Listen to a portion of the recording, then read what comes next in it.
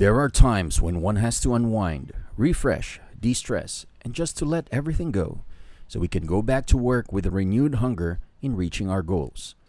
To do all of these, we went to Batangas Racing Circuit for a time attack challenge. No, we are not taking this blue angel of a car to the track.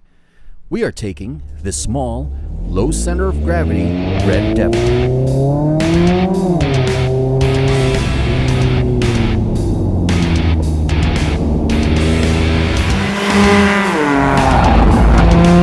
The fucking car! Gonna channel Batangas Racing Circuit. You're gonna make history.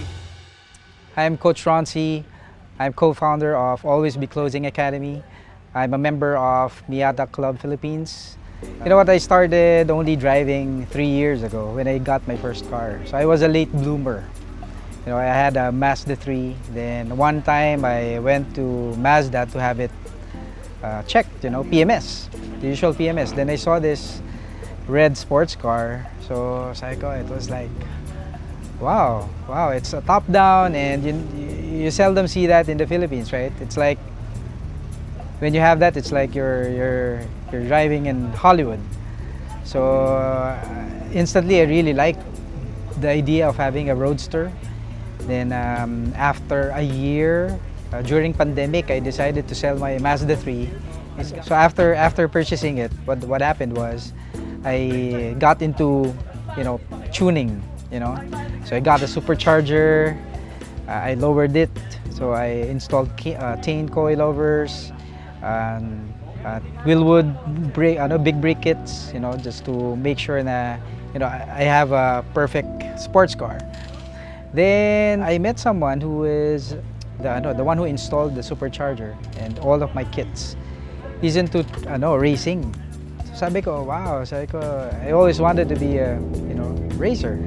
And what happened was I tried it out the first time. For me, that experience made me realize that you don't really race on the streets. You don't really race on the streets, but you race on the track. This is the proper venue for everything. I think after 4 more sessions in this, what happened was, I got invited to race. So I think this is the safest place to race, you know, in a controlled environment.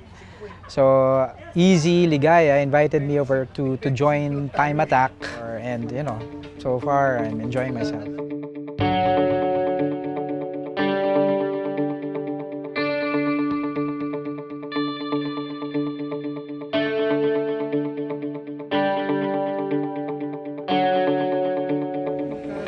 I don't mind using.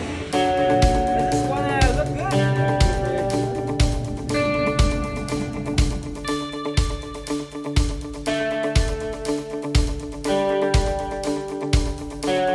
Alright guys, we are here at the ABC tent where Coach Ron is going to prepare for his first time ever time attack battle.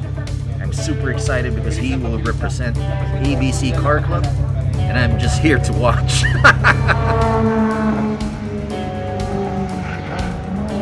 Of course, if you are going to compete, you have to prepare, right? You know, you don't want to set up yourself to failure, right?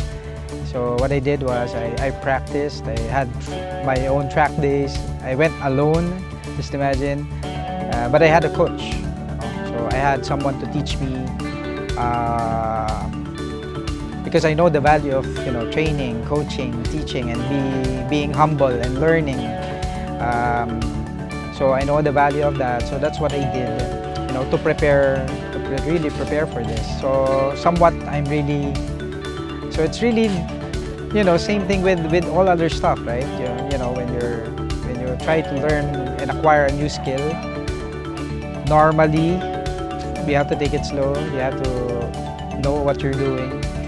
You know, have someone to teach you, and you know, you start from that, and slowly build your confidence as you practice and get some familiarity.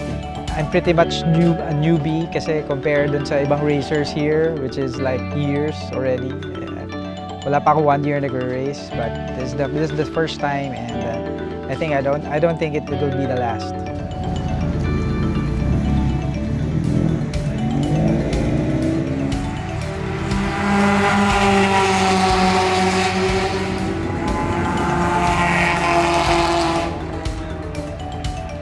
Coach Jeff has somewhat influenced me in doing this because he used to drive us from Pampanga going home to Cavite.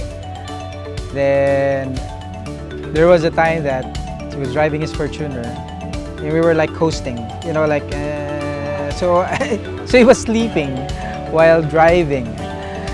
So I forced myself to buy a car and, you know, drive myself, so I won't get into any kind of accident. But, you know, Coach Jeff was really, you know, very supportive.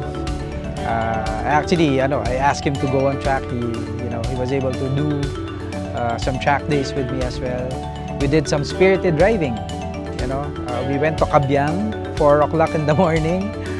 So it was really fun. It's, you know, I always believe that driving a car should not be just from, you know, just transporting yourself from point A to point B. It has to be something more than that.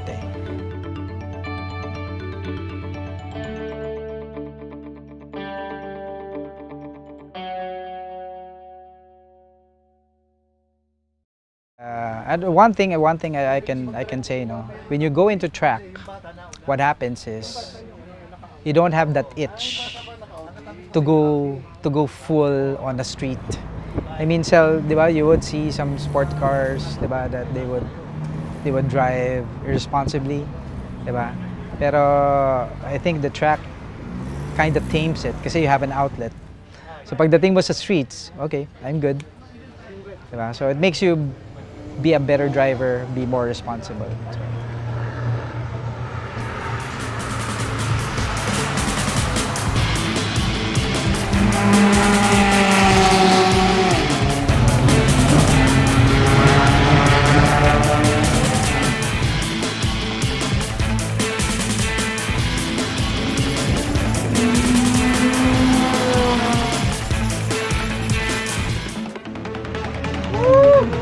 This is way better.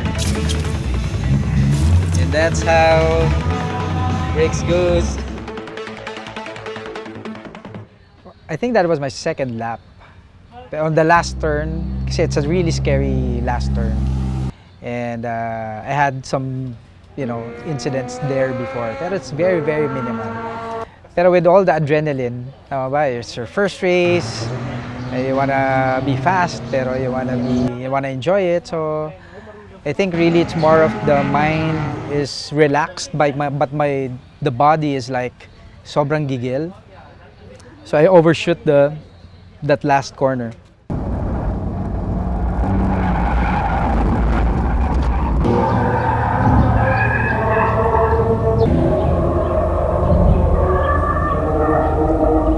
At that moment when my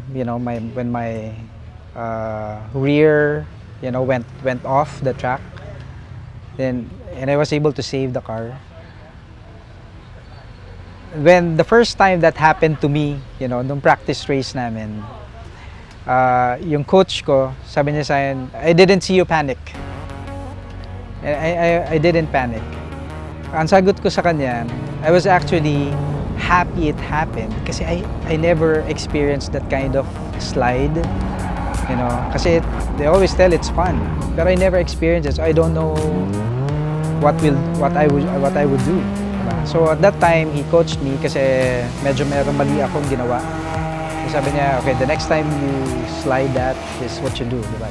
You turn where you want to go, then you don't let off the gas, you just and that's what I did. I think that's what saved me. Kasi only the rear went off, diba? Pero the front is there. I was able to save the car. Pero yung moment na yon, that moment, I was like,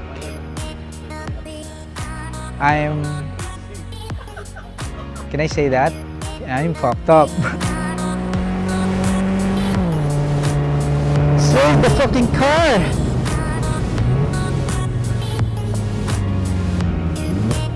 It was like a relief for me that I was just impressed with the car. It's really more of me being really a not so good driver, but because I had this sports car was really balanced, I had that confidence to do that. It can be risky at times, diba?